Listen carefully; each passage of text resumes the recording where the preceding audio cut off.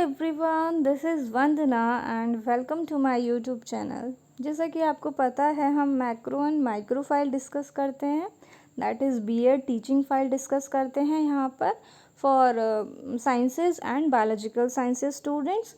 तो हमारी macro file तो ख़त्म हो चुकी है, फिज़िकल साइंस की भी और बायोलॉजिकल साइंस की भी। उनको आप मेरे चैनल पे जाकर देख सकते हैं, प्लेलिस्ट बनी हुई है प्रॉपर। और आज से हम अपने लेसन प्लान शुरू कर रहे हैं। ये हमारा साइंस का, दैट इज़ फिज़िकल साइंस का लेसन प्लान है। मैंने टॉपिक लिया है acid, base and salt. So let's start. जब हम बच्चों को पढ़ाने जाते हैं तो हमें ब्लैक बोर्ड पे कुछ एंट्रीज़ करनी होती हैं। जैसे लेफ़्ट हैंड साइड में लिखना होता है डेट, फिर हमें बिल्कुल सेंटर में लिखना होता है क्या सब्जेक्ट पढ़ा रहे हैं, किस सब्जेक्ट को आप पढ़ा रहे हैं, सब सब्जेक्ट क्या है और आपका टॉपिक क्या है। नेक्स्ट हमें जो राइट हैंड साइड होता है उसमें लिखना होता है किस क्लास को पढ़ा रहे हैं, कितने पीरियड के लिए पढ़ा रहे हैं और टाइम क्या लिया है आपने, कितने टाइम के लिए मतलब आप उसे पढ़ाएंगे। इनकी पोजीशन ऐसे ही लिखनी होती है जैसे अभी मेंशन करी हुई है लेसन प्लान में। उसके बाद आते हैं ऑब्जेक्टिव्स। ऑब्जेक्टिव्स का मतलब कि आपका पढ़ाने का पर्पस क्या है, आप बच्चे को क्या सिखाएंगे। तो ऑब्जेक्टिव हमारे होते हैं, एक जर्नल ऑब्जेक्टिव होते हैं और एक होता है हमारा स्पेसिफिक ऑब्जेक्टिव।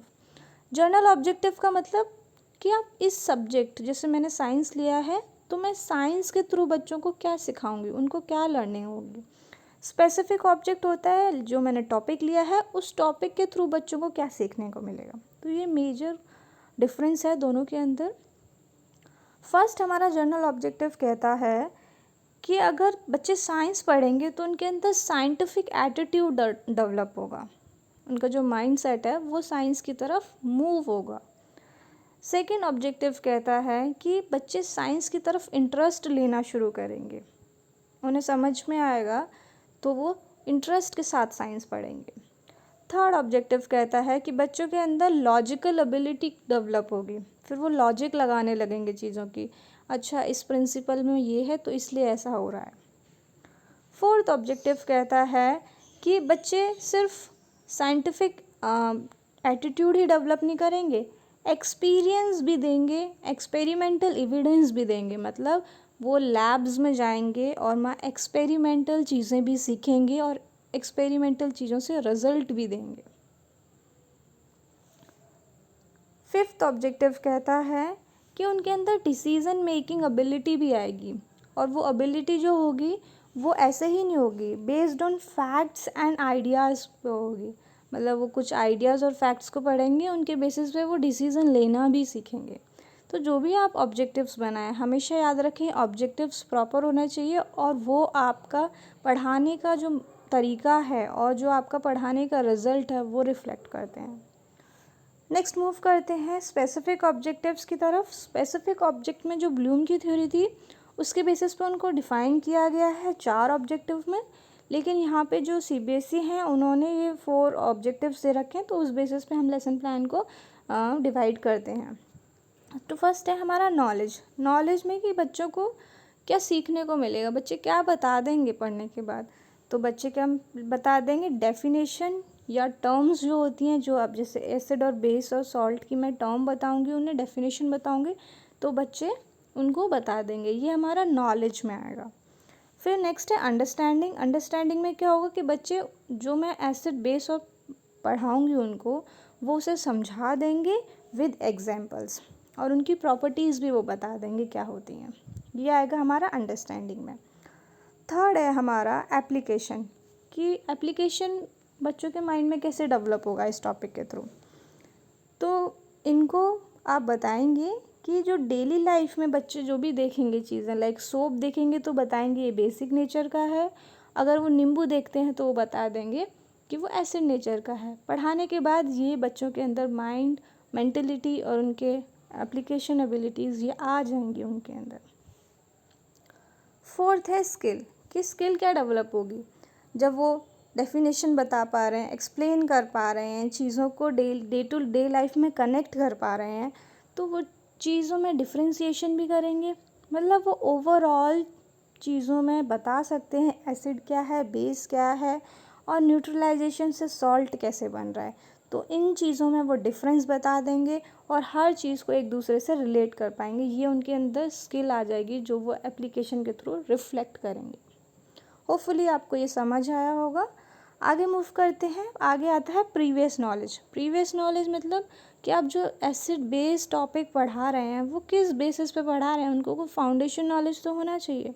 तो जो भी आप पढ़ाएंगे यहाँ पे तो आप लिखेंगे कि उनको फाउंडेशन नॉलेज होगी। लाइक एसिड की नॉलेज नहीं है लेकिन उन्हें ये पता है कुछ चीज़ें खट्टी हैं, तो आप उन्हें फिर वहाँ से लेके जाएंगे, आप उन्हें समझाएंगे कि खट्टी चीज़ें क्यों हैं, उनके अंदर एसिड है, लाइक दिस। फिर उसके बाद आता है टीचिंग एड। टीचिंग एड मतलब कि आप जो पढ़ा रहे हैं किस किस चीज़ का यूज़ कर रहे हैं। नॉर्मली लोग लिखते हैं ब्लैक बोर्ड एंड चॉक, ये भी लिख सकते हैं black board chalk and duster, ये तो कॉमनली यूज़ होने वाला है। बट जो अब स्पेसिफिक चीज़ें लाइक मैंने लिखा है मैं नींबू बच्चों को दिखा के पढ़ाऊँगी, और मैं चार्ट बनाया है मैंने एक, मैं वो बनाऊँगी। जो आप स्पेसिफिक चीज़ें करें वो आप मेंशन करेंगे तो वो रिफ्लेक्टिंग होगा थोड़ा। उसके बाद आता है इंट्रोडक्शन। ये बहुत ही इम्पॉर्टेंट होता है, यहाँ से आप पढ़ाना क्लास में शुरू करते हैं बेसिकली। मैंने इंट्रोडक्शन के लिए कुछ क्वेश्चंस बनाया है। इंट्रोडक्शन में हमेशा याद रखें मिनिमम 4 to 5 क्वेश्चन होने चाहिए। व्हाट इज़ दिस, नींबू को दिखाते हुए मैंने पूछा ये क्या है, तो बच्चे बताएंगे नींबू है। फिर मैंने पूछा उनसे इसका टेस्ट बताइए, तो बताएंगे वो सोर टेस्ट है। फिर मैंने थर्ड उनसे क्वेश्चन पूछा और चीज़ें बताइए जिनका सोर टेस्ट होता है, तो बताएंगे ऑरेंज होता है, एसिड ऑरेंज होता है, कर्ड होता है और टर्माइड होता है। टर्माइड मतलब इमली होती है। ओके। फिर मैंने उनसे पूछा कि when soap mixed in water how does it feel in touch, जब हम सोप को पानी में मिक्स कर देते हैं तो वो कैसा टच फील होता है हमें, तो बोलेंगे सोपी लगता है हमें। फिर नेक्स्ट में मैंने क्वेश्चन पूछा कि लेमन और जो सोप हैं, लेमन सोर क्यों है और सोप सोपी क्यों है, इनकी ये प्रॉपर्टीज़ क्यों है, मैंने उनसे पूछा। तो वो ये नहीं बता पाएंगे क्योंकि उन्हें ये चीज़ हमने अभी तक पढ़ाई नहीं है। यही हमारा प्रॉब्लमेटिक क्वेश्चन हो जाएगा। और फिर यहाँ हम उन्हें स्टेटमेंट देंगे जिसे बोलते हैं स्टेटमेंट ऑफ द एम, मतलब आज हम बच्चों ये पढ़ने वाले हैं। तो बोलेंगे today we will discuss about acid base and salt in details, ये बोल देंगे। और इसके साथ साथ हम जो यहाँ पे टॉपिक है वो लिखेंगे, क्योंकि अभी तक हमने ये टॉपिक क्लास में नहीं लिखा होगा। जब हम ये स्टेटमेंट बोलते हैं उसी टाइम इस टॉपिक को हम लिखते हैं। नेक्स्ट, इसके बाद हम लेंगे first teaching point. First teaching point मतलब फर्स्ट टॉपिक जो हम पढ़ाएंगे। फर्स्ट टॉपिक है एसिड। पढ़ाने से पहले हमें बच्चों को माइंड को डेवलप करना पड़ेगा, उनको उस डायरेक्शन में ले जाना पड़ेगा टॉपिक की तरफ। तो उसके लिए होते हैं डेवलपमेंट्री क्वेश्चंस।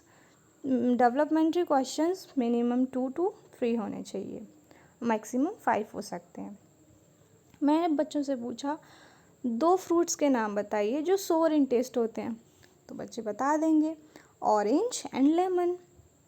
फिर मैंने बच्चों से पूछा कि कौन सी विटामिन प्रेजेंट होती है सोर फ्रूट्स में, खट्टे फ्रूट्स में, तो बताएंगे विटामिन सी। फिर मैंने उनसे एक क्वेश्चन पूछा कि ये जो वाई दीज फ्रूट्स आर सोर इन टेस्ट, ये जो फ्रूट्स हैं खट्टे क्यों होते हैं, इस चीज़ का आंसर उन्हें नहीं पता होगा।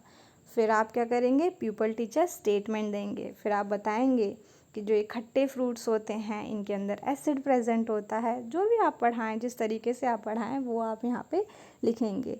ये मेरी एक्सप्लेनेशन है जो आप पढ़ सकते हैं, आपको हेल्पफुल लगती है तो आप भी लिख सकते हैं। एग्जाम्पल्स दीजिए प्रॉपर, बताइए किस एसिड में क्या होता है, ये जो एंट स्टिंग है उसमें फॉर्मिक एसिड होता है, सब कुछ बताइए। ये सब चीज़ें बच्चे केयरफुली सुनेंगे, लिखेंगे, कॉपी में नोट डाउन करेंगे। और इस तरफ आप अपना ब्लैक बोर्ड वर्क बता सकते हैं या फिर जो भी आपने टीचिंग एड्स दिखाए हैं उन्हें, जो भी आप जिस तरीके से समझा रहे हैं वो आप दिखा सकते हैं। ये एसिड के बारे में मैंने एक्सप्लेन किया था। नेक्स्ट है, जब हम टॉपिक समझा देते हैं तो उसके बाद हम बच्चों को पूछते हैं अंडरस्टैंडिंग क्वेश्चन। अंडरस्टैंडिंग क्वेश्चन मतलब कि उनको क्या समझ में आया है। और अंडरस्टैंडिंग क्वेश्चन हमेशा वही लीजिए जो आपने पढ़ाया, उसी में से लीजिए। फर्स्ट मैं पूछूंगी कि एसिड क्या है, तो यहाँ बच्चे बता देंगे क्योंकि बच्चों ने यहाँ पे पढ़ा है। नेक्स्ट मैंने पूछा विच acid is found in sting acid, तो वो भी बता देंगे फॉर्मिक एसिड। मैंने पूछा खट्टे फ्रूट्स में कौन सा, खट्टे फ्रूट्स के नाम बताइए, तो वो भी बता देंगे यहाँ पे, मतलब वो सारी चीज़ें बता देंगे। उसके बाद हमारा आता है second teaching point. Second teaching point मतलब सेकंड टॉपिक। उसके लिए हम बच्चों को पहले डेवलप करेंगे उनके माइंड को, तो उनको बोलेंगे डेवलपमेंट्री क्वेश्चन। मैंने लिखे हैं यहाँ पे, what do you do if your clothes are dirty, जब तुम्हारे कपड़े गंदे हो जाए तो क्या करते हो, तो बच्चे बताएंगे हम उन्हें वॉश करते हैं। फिर मैंने बताया किससे वॉश करोगे, तो बच्चे बताएंगे सोप एंड वाटर से। फिर मैंने पूछा कि जो सोप है वो name the substance which are soapy in touch and bitter in taste, वो सब्सटेंस का नाम बताइए जो सोपी तो टच में होता है और बिटर इन टेस्ट होता है। तो बच्चे उसे नहीं बता पाएंगे क्योंकि बच्चों को वो चीज़ें नहीं पता है। यहाँ फिर आपको बच्चों की हेल्प करनी है। इस तरह आप देख सकते हैं मैंने चार्ट बनाया था एक एसिड का और ऐसे सोप बच्चों को रिप्रेजेंट किया था। तो आप भी इस तरीके से कर सकते हैं। फिर आप बेस के लिए आप ये प्रेजेंटेशन देंगे। मेरी आपको प्रेजेंटेशन हेल्पफुल लगती है तो आप ये लिख सकते हैं। फिर आप उनसे अंडरस्टैंडिंग क्वेश्चंस करेंगे। अंडरस्टैंडिंग क्वेश्चन में फ़र्स्ट वही कि बेसिस क्या होते हैं, इनका नेचर क्या है, जो भी आप अंडरस्टैंडिंग क्वेश्चन बनाना चाहें बना सकते हैं। और हमेशा याद रखिए अंडरस्टैंडिंग क्वेश्चन वही बनाइए जो आपने पढ़ाते टाइम चीज़ें पूछी हैं। यहाँ पे कुछ मैंने बेसिस के नाम लिख दिए हैं और वो किस चीज़ में फाउंड होते हैं ये वो लिख दिया है। तो आप इस तरीके से चार्ट्स दिखाएंगे बच्चों को और समझाएंगे तो वो जल्दी कैच करेंगे, उन्हें जल्दी चीज़ें समझ आएंगी और फिर वो अपनी डे टू डे लाइफ में उन्हें कनेक्ट कर पाएंगे। थर्ड टीचिंग पॉइंट जो मैंने लिया था वो लिया था neutralisation, that is how salts are form. तो उसको बनाने के लिए भी क्या करेंगे, पहले बच्चों को डेवलपमेंट्री क्वेश्चंस पूछेंगे।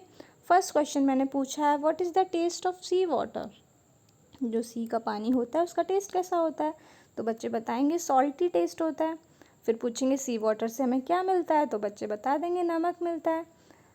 तो फिर मैंने पूछा कि अगर क्या होगा अगर हम एसिड और बेस को एक साथ मिला दें, तो वो चीज़ उन्होंने नहीं सुनी होगी, कभी नहीं पता होगा उनके बारे में, तो उसे बोलेंगे नो रिस्पॉन्स या बच्चे चुप हो जाएंगे यहाँ पे। फिर आप इस टॉपिक को भी इस तरीके से पढ़ा देंगे कि एसिड और बेस को हम जब मिला देते हैं तो सॉल्ट बन जाता है, इसको न्यूट्रलाइजेशन रिएक्शन कहते हैं। और मैंने यहाँ पे इस तरीके से इसको समझाया, आप भी इस तरीके से समझा सकते हैं। HCl NaOH2 को मिक्स किया तो उससे NaCl बना और वाटर रिलीज़ हुआ। उसके बाद हम अंडरस्टैंडिंग क्वेश्चंस पूछते हैं कि सॉल्ट क्या है और अगर NaH और HCl को मिलाएंगे तो क्या ऑब्टेन होगा, तो बच्चे बता देंगे सॉल्ट एंड वाटर और यहाँ पे सॉल्ट की डेफिनेशन दे देंगे आपको। तो इस तरीके से आपके 3 टीचिंग पॉइंट कंप्लीट हो जाते हैं।